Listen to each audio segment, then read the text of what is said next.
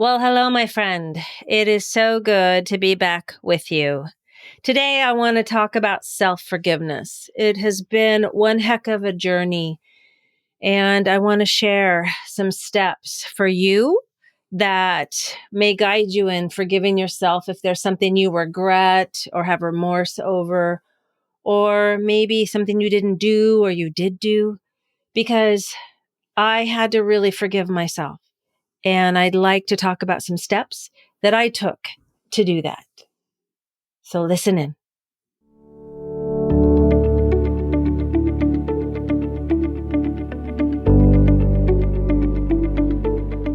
Hi, I'm Brenda Reese, freedom and forgiveness coach, and a person just like you that is learning to navigate life and all of its challenges. I teach a forgiveness process like no other. It's a blend of practical and spiritual forgiveness. This process guides you into knowing how unforgiveness can be keeping you stuck in your relationships, both personally and professionally, and how it prevents you from releasing resentment and finding joy. Each week, I share practical and some not so practical tips, tools, and advice from myself and other people that are on this journey just like us. This is for you if you are ready to turn your pain into peace. Welcome to the Forgive Yourself podcast.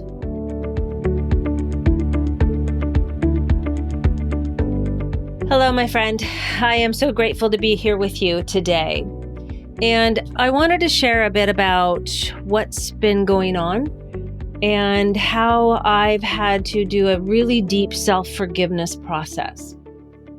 As you've heard in several episodes about the medical condition of dementia that my husband is going through, and it has been quite the journey. So this journey has really been intense this last 3 years, especially this last year.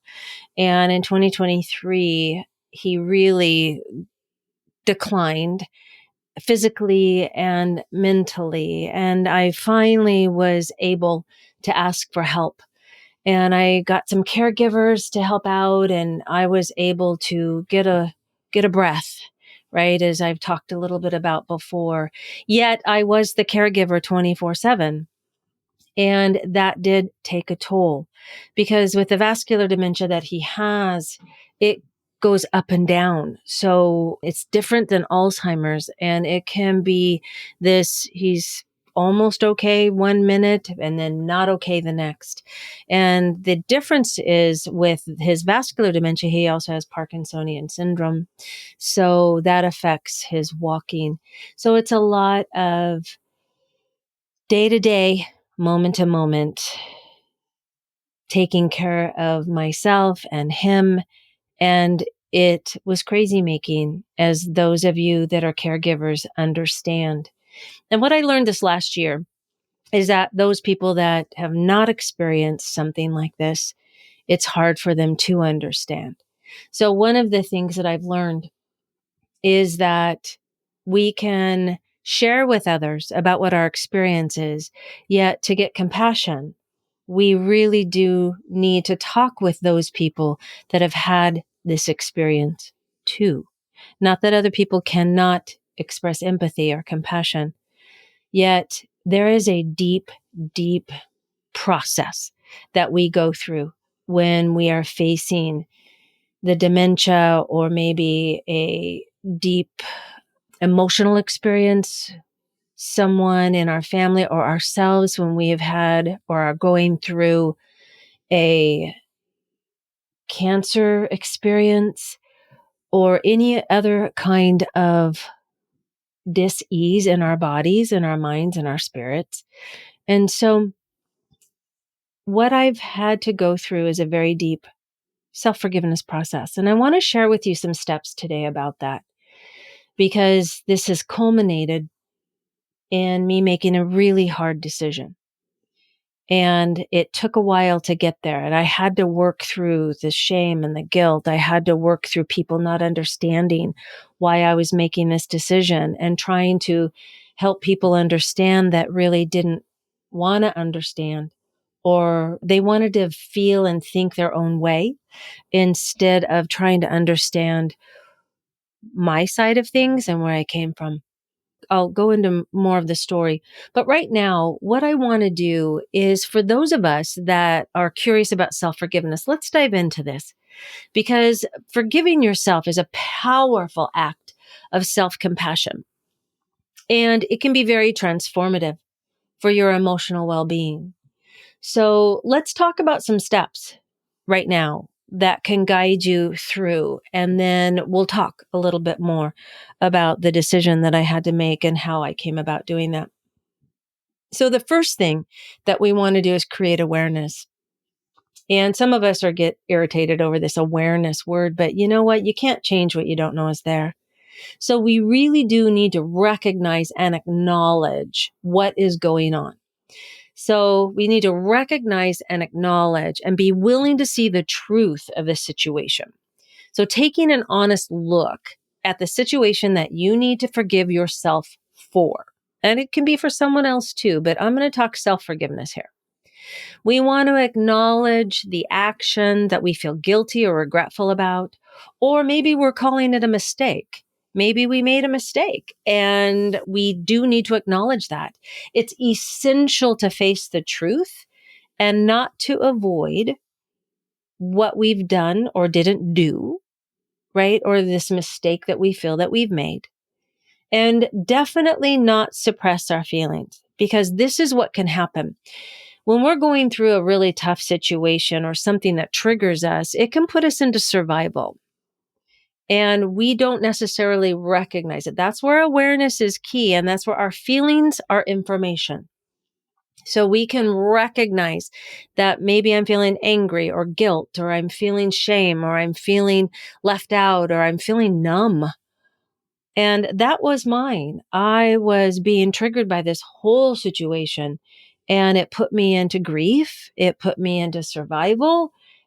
And even though I was aware of it and I was doing some things to help me through it, sometimes our bodies just need to be recognized, right? We need to be able to feel them. And we'll talk about that in a minute.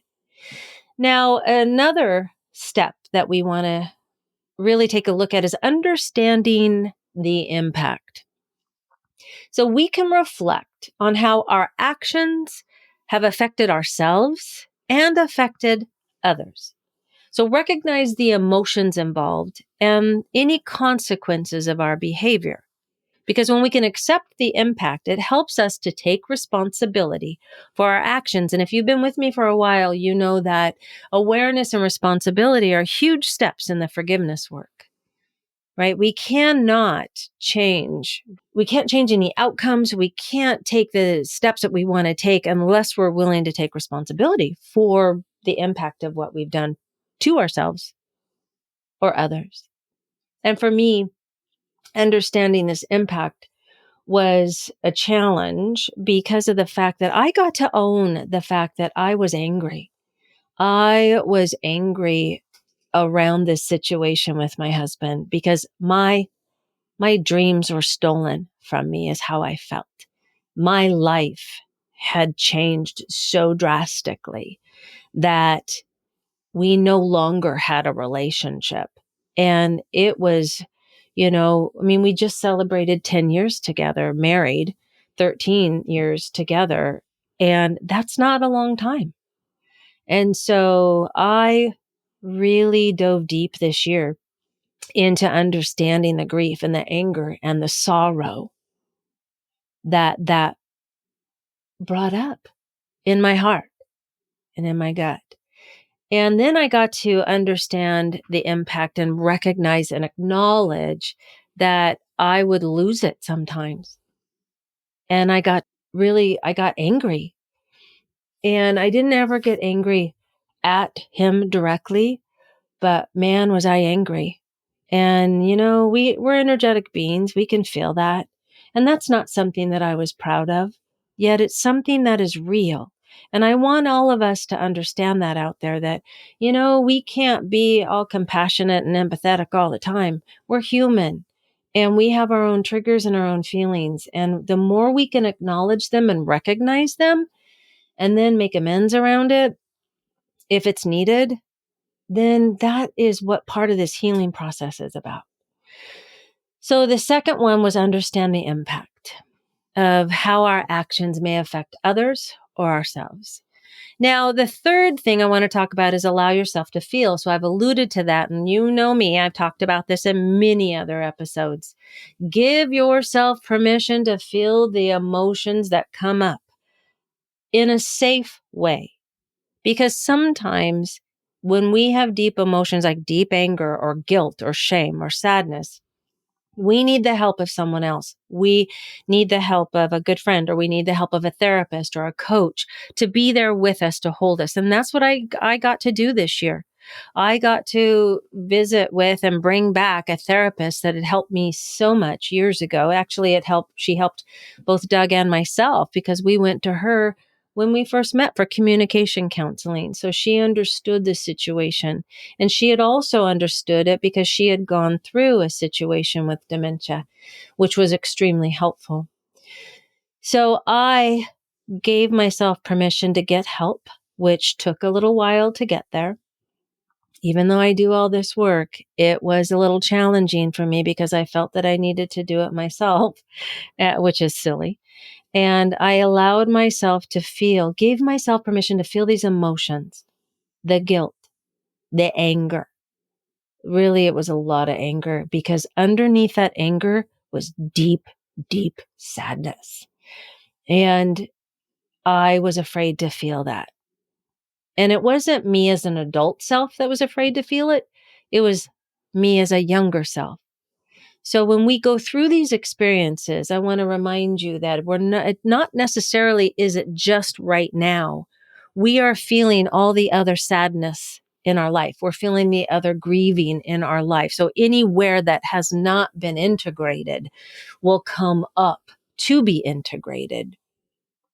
So it's okay to experience these emotions. That's what we're here for. They're a part of our healing process. And we've talked about it in another episode to where, ultimately the idea is to feel the feelings and let it move through within a minute or two. But we haven't learned to let those go, most of us. So giving ourselves permission, really valuable. Now, the fourth thing I want to talk about is practicing self-compassion. Be kind and understanding toward yourself. Remind yourself that everyone makes mistakes or feels regret. Everyone says something they don't want to say. And it's a natural part of being a human. So treat yourself with the same compassion that you would offer to a friend. And I know I've said this before, and it is worth being repeated because we treat ourselves like shit. We look at ourselves in the mirror and we say bad things, or we call ourselves stupid and we say a lot more than that, vicious.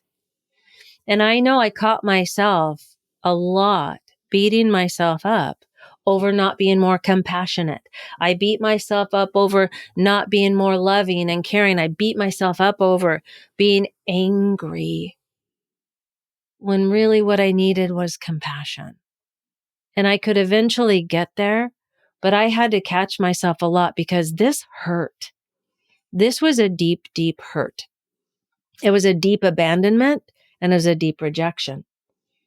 That's how I felt. That's what was coming up for me. That's the story that I was eventually able to heal, which came from my childhood, right? But we have these energetic patterns that are reflected in our lives. So I got to practice that self-compassion. And that is something that takes a little time. It also helps to have someone help you get there, help you remember that you're worth loving, that you're worth being compassionate over and with. So really reach out because we can't do it alone. It's kind of like we can't fix a broken brain with a broken brain, right? And so I really encourage the self-compassion. Now, the other thing I want to talk about, the fifth thing I want to talk about is consider what we have learned from this mistake. So this is like a reflection. So this is important. So after we kind of come out of the situation, so when I could get through my anger and through feeling sorry for myself, because sometimes I did that, I could reflect on how I could do it differently, how I could grow, and how I could avoid these similar situations in the future if I could avoid those. Do I need more help in it? Am I able to come to an understanding myself? Because as we all know, everything we go through is for a reason, whether we want to believe that or not. There is something there, and these are opportunities for personal growth. And that's what I learned this year. I grew so much that it was amazing, the depth of where I went. And so learning from our experiences, being able to journal about this, being able to reflect on it, maybe getting somebody else's reflection on it can help you see the pattern or the belief so that we can grow into it and we can have a do-over. We can avoid these situations in the future. Now, the sixth thing I want to talk about is releasing judgment. So to be able to learn from our experience, we gotta let go. We gotta let go of this self-judgment and self-blame. Holding on to these feelings can prevent us from moving forward and finding peace within ourselves. And so I got to come to a place of where I needed to do mirror work. I needed to look at myself in the eyes and say, Brenda, you are a loving, kind, compassionate being. So we get to not judge ourselves or blame ourselves. We get to forgive ourselves for what we said in anger or what I'm saying to myself in anger. Brenda, you are a loving, compassionate, caring being. Right now, you are just going through a really tough situation, and it's okay. When I could kind of detox, right, do this judgment detox and start replacing these judgmental words and blaming myself with some other things and some compassion, it really helped me to detox myself from the judgment. It doesn't mean I'm perfect at it because I catch myself still, and I'll tell you why in a little bit. Yet, usually the judgment that we have against ourselves isn't from ourselves per se. It comes from someone else. It comes from, again, what we've learned about ourselves or what we've been told about ourselves or what society is saying, how we should act. So I learned that I really was judging myself based on what other people were saying about me or saying what I should be doing and should not be doing in caring for my husband.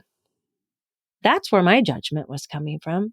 If I left it to my own devices, I was doing the best that I could. And so I wouldn't be judging myself for it, but I was judging myself based on other people's thoughts and opinions.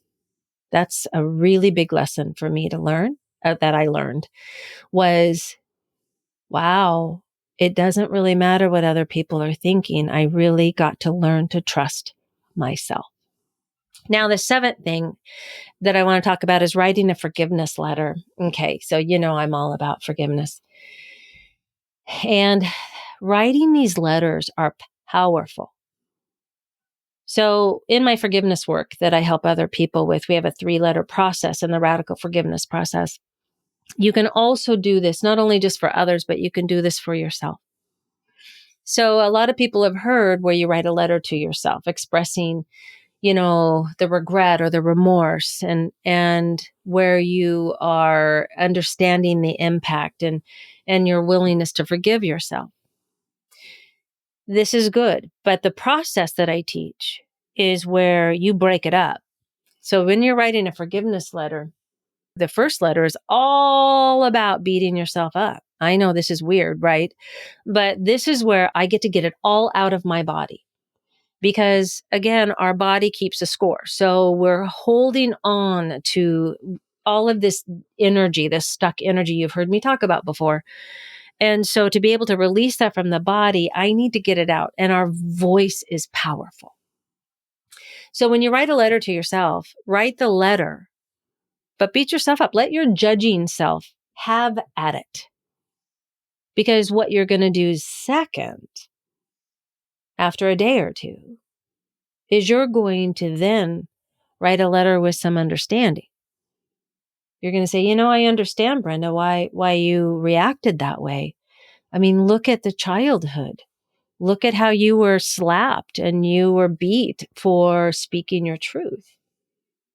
How you went through sexual abuse and you couldn't tell anyone. So I got to write to myself the understanding of why it was so hard for me to speak up, why I figured out that I had to do it by myself because no one had been there in childhood. So this was all coming up because it was an energetic pattern for me. In this second letter that I wrote to myself was where I brought in some compassionate language. I brought in understanding and compassionate language. And then I wrote a third letter because it's a 3-letter process. And this is where I looked at it from a different perspective. I looked at it more from remembering I'm a human being and that I'm deserving of forgiveness, that I can forgive myself, that with letting my judging self have its way in that first letter, to bringing in the compassion of understanding how I grew up and all the things that I've gone through in my adult life, to where now I can go, okay, now we're going to learn from this. This is a growth opportunity. And the way that we're going to do that is we're going to forgive ourselves. And I'm going to allow myself to feel, to breathe, and to feel the love that I know that I am. So this is a powerful 3-step or 3-letter process. Now, number 8 is practicing self-forgiveness meditation. So there is this loving kindness meditation that I really like. There's also the Ho'oponopono prayer.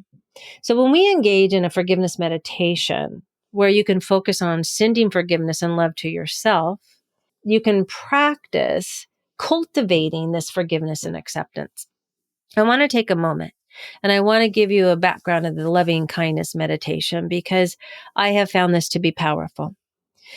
Now, Sharon Salzberg is the creator, the author of this loving kindness meditation. And she says it's about cultivating love as a strength, a muscle, a tool that challenges our tendency to see people and ourselves as disconnected, statically, and rigidly isolated from one another and ourselves. We can be separated from ourselves. I was. Loving kindness is about opening ourselves up to others with compassion and equanimity and ourselves, which can be challenging, requiring us to push back against our assumptions, our prejudices, and labels that most of us have internalized. So when we do this meditation on our own, we want to spend some time. I'm going to give you some phrases, and you guys can also look this up. But traditionally, you hear phrases like, may I be safe, or may I be happy, may I be healthy. So what you can do, I'm going to give you a list of them. You can use a few of these, or you can come up with your own to make it more personal. And you want to start with a small number, like about 2 or 3 to keep it simple and to be able to repeat them easily. So here are some suggestions. May I be happy. May I feel safe. May I be peaceful. May I be free of suffering. May I be well. May I be free from harm. May I live with ease. May I be free of pain. May I find deep joy. So out of those phrases, we want to pick a couple because what you want to do is kind of close your eyes, connect to your breath, and you can sit and you can imagine, if you can, a feeling of love. So bringing in kind of like what heart math does in their breathing techniques is you think of a person, a situation, a place that, you feel so good in, that makes you happy. Maybe it's a pet, right?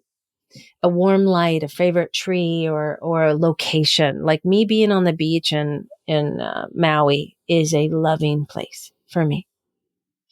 So you bring your attention inward.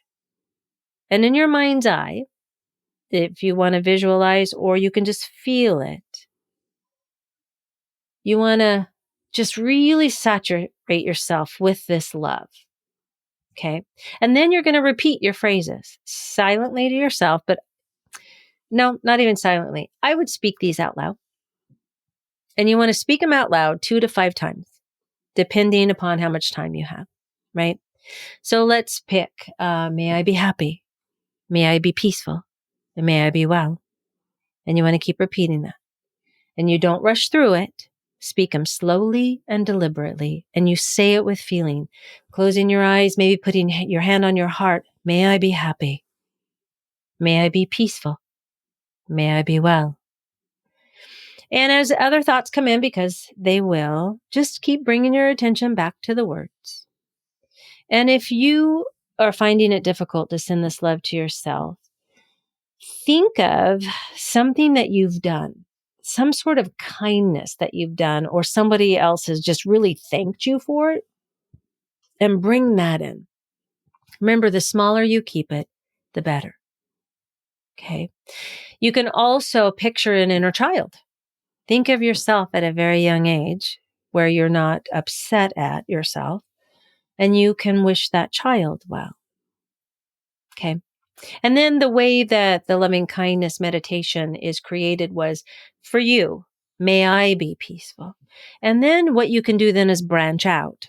You can think of someone you're close to and you can send them love. May you be peaceful. May you be happy. May you be well. And then you can also branch it out even further to someone you have negative feelings about. So you can bring that person into your mind's eye or just kind of feeling or have a picture of them. And this is like an ex or maybe parents or siblings or colleagues. This can be challenging. It's just as challenging as bringing the love in for yourself. So you want to start easy and you want to start more simple. But you can just sit and bring them in, kind of like in your mind's eye, picture them in front of you and say, may you be happy. May you be peaceful. May you be well. And then you can picture them walking away, bringing your hands to your heart so that you can connect to yourself again.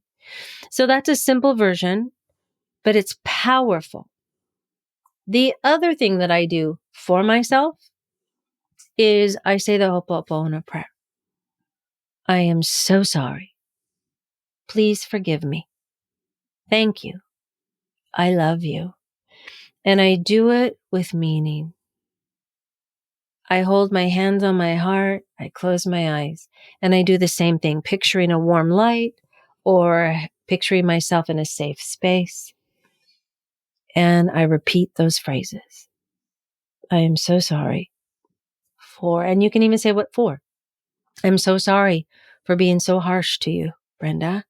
I'm so sorry. Please forgive me. Thank you. I love you. It's amazing at how you feel. Now, the ninth thing I want to talk about is engaging in self-healing activities. And it's self-healing because no one can really heal us, right? We're really the only ones that can help to heal our hearts and heal ourselves.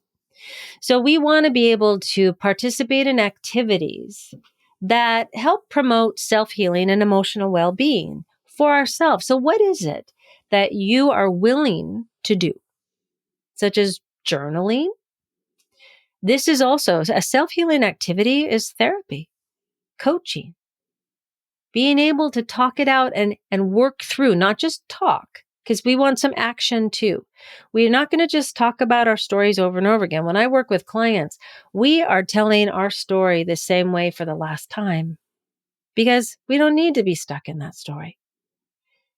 We want to be able to bring it up though, so that we can look at it differently, so we can see what is in this story. What is in these things that I talk about myself? Where does this come from? How far back can I remember this happening? Right? The other things we can do is definitely spend time in nature, even if it's just in a backyard or a park, because that reconnects us to all that is. And the other thing is a lot of us, when we're in fight or flight or survival, like I have been in, I could not engage in hobbies. Right? When you're caregiving, it's hard to even do things for yourself. And that's harsh.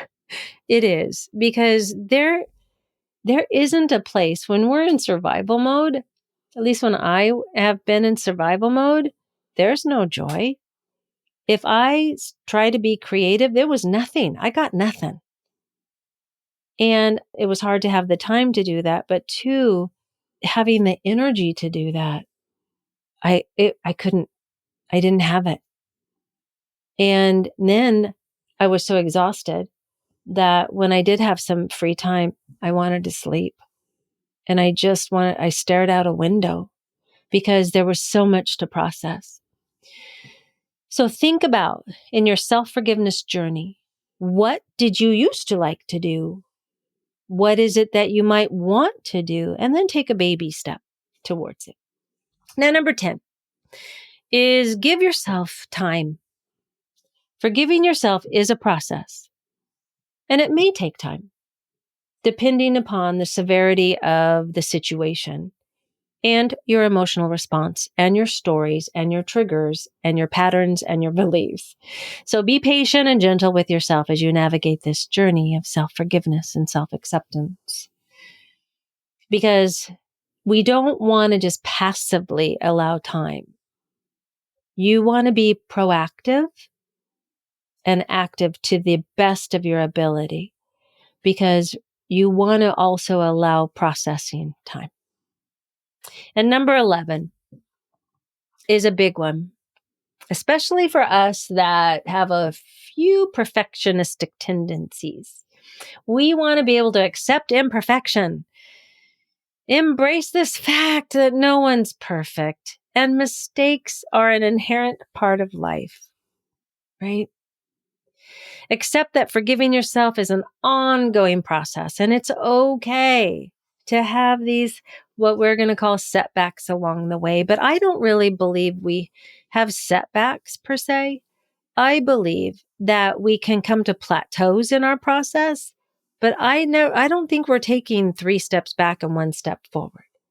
I believe that we are always on our journey. It just looks differently than maybe what we had anticipated.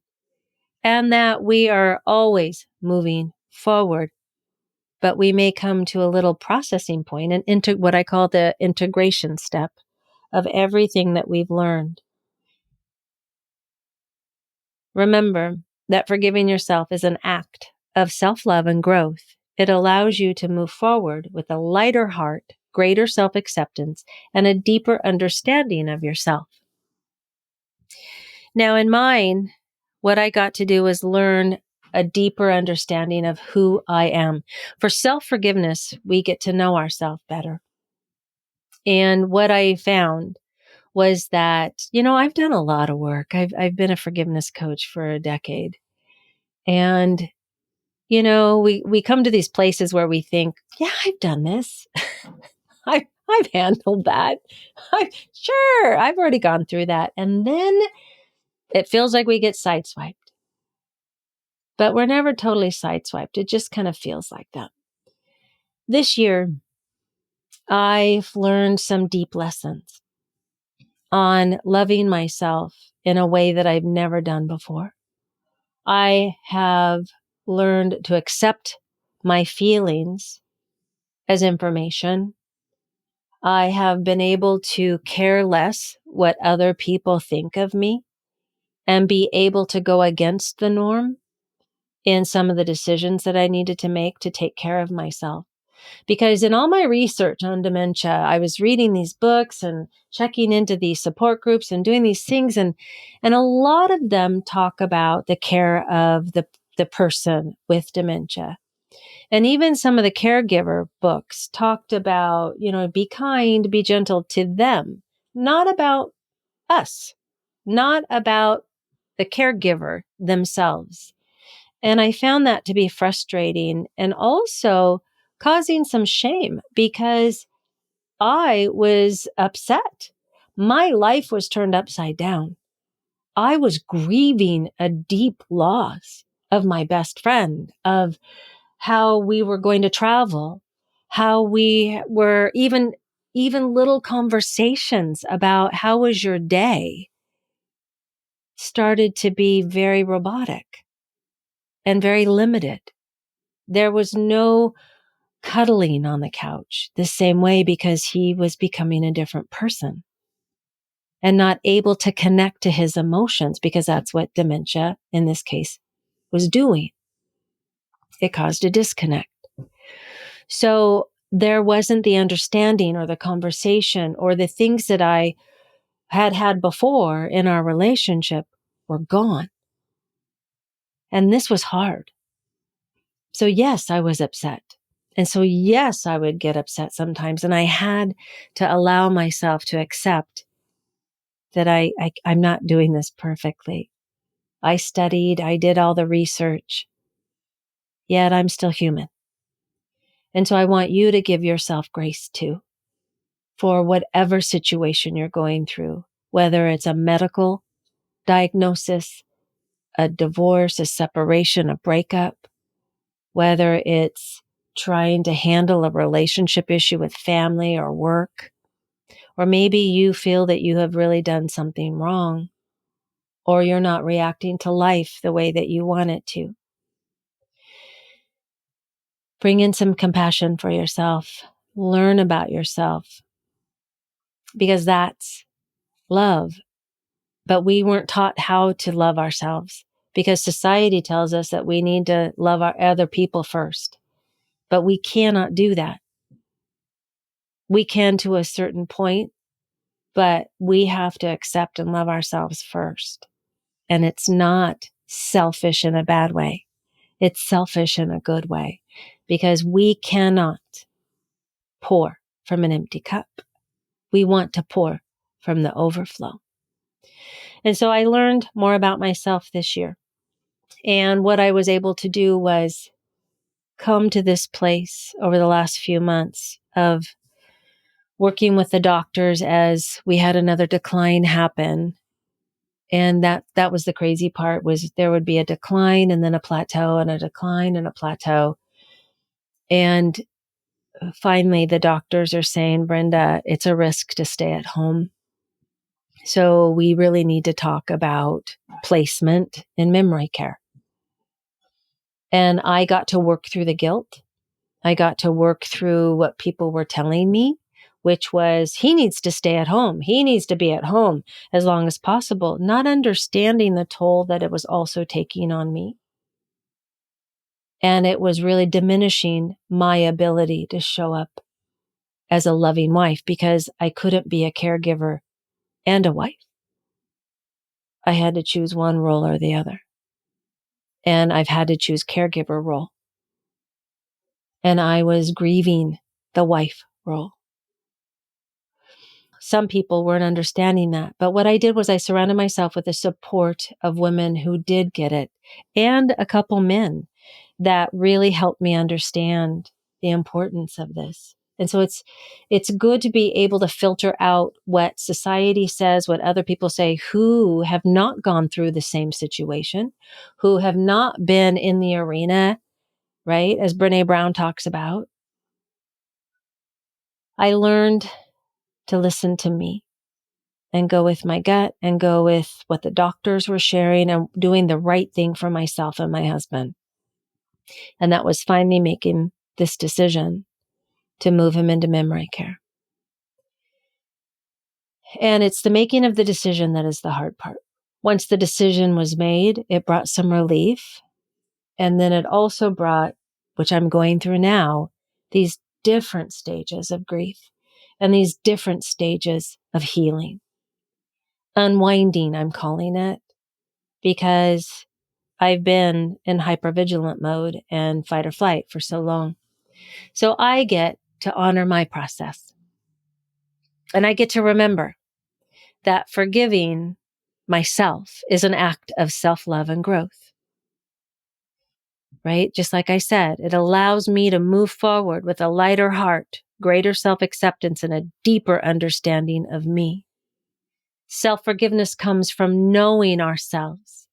It's about seeing where we are feeling guilt and shame and diving into those places to see where we can take responsibility, and then setting boundaries around where it's not ours.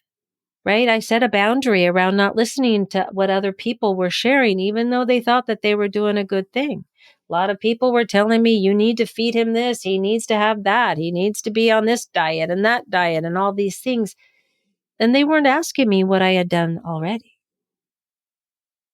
So they come from a good place, yet we get to be discerning for ourselves. I encourage you to seek support from friends that really can understand. Family doesn't always understand because they have their own filters too. They have their own grieving, their own things they're going through. So sometimes that's not a good place to go for compassion. Sometimes it is. When families can come together through like our situation, it's a good thing. Yet we have different individual processes of self-forgiveness. So sometimes family wouldn't be the place to go. But, seeking out a therapist or coach, if you find the process challenging or overwhelming, is so good because we are not meant to go through these things alone. Friends that get it, people that understand, can provide guidance and a safe space for you to explore your emotions and your experiences. And that's what I have found with my girl squad and a couple guys in there, and also with a therapist to help me navigate the grieving process and keep myself forefront because I lost myself for a while. And it feels good to be back. And I'm still in process. So honor yourselves, my friend, and know that I get it. I'm with you and that I'm encouraging you. Look in that mirror. Write that letter or letters and really honor yourselves in this process. Until next time, know that I'm holding you in my heart. Take care.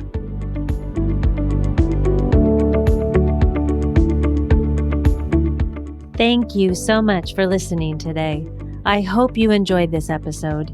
If you did enjoy it, would you do me a favor and share this episode and then follow us on your favorite podcast app so you don't miss one episode of the Forgive Yourself podcast, where every Friday you will get tips, tools, and stories so that you can turn your pain into peace. Take care.